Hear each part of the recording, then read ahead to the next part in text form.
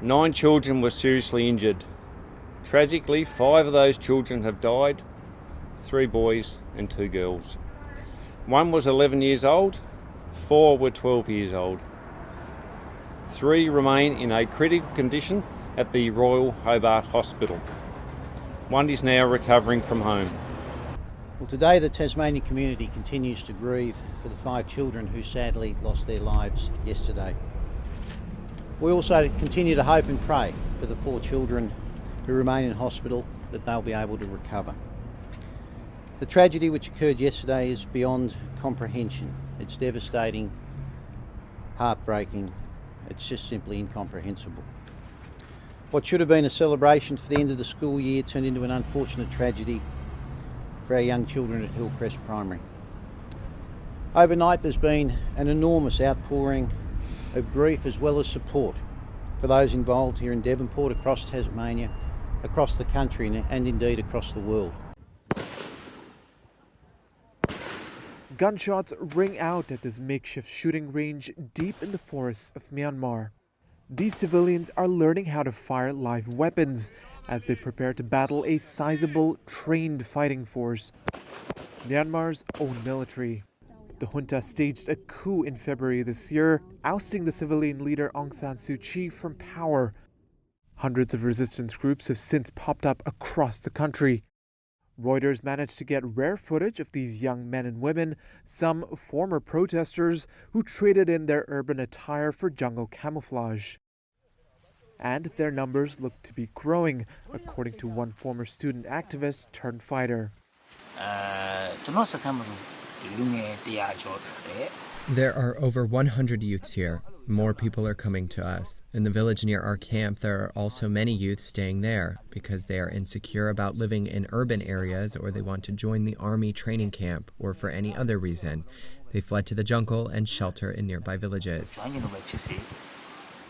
Seclusion, however, has come with its challenges. Mud pots, waterways, and days of trekking have made access to food a problem. But the rebels still persist.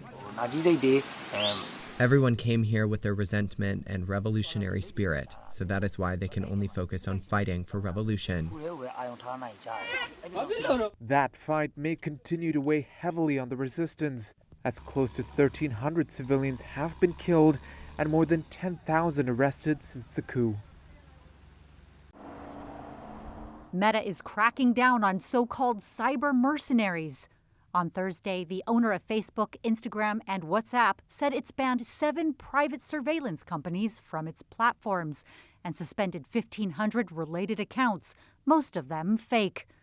Among them, a European company called Cytrox and Israeli firms Cobwebs Technologies, and also Black Cube, which deployed spies on behalf of disgraced Hollywood producer Harvey Weinstein.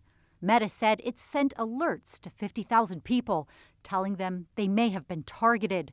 The company accuses the 7 surveillance firms of hacking or using fake profiles to trick users into revealing private data.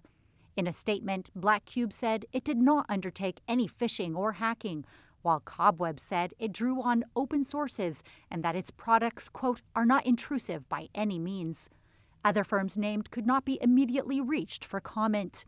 Meta's announcement comes on the heels of a high-profile crackdown on spy firms like Israel's NSO Group, recently blacklisted by the U.S. government. The company hopes its ban will send a signal that the surveillance for hire industry is much bigger than just one company.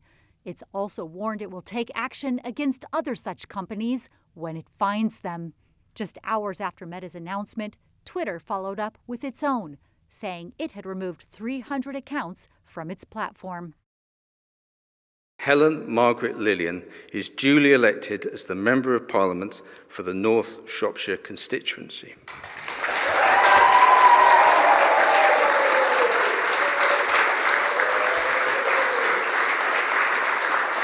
Tonight, the people of North Shropshire have spoken on behalf of the British people. They've said loudly and clearly, Boris Johnson, the party is over.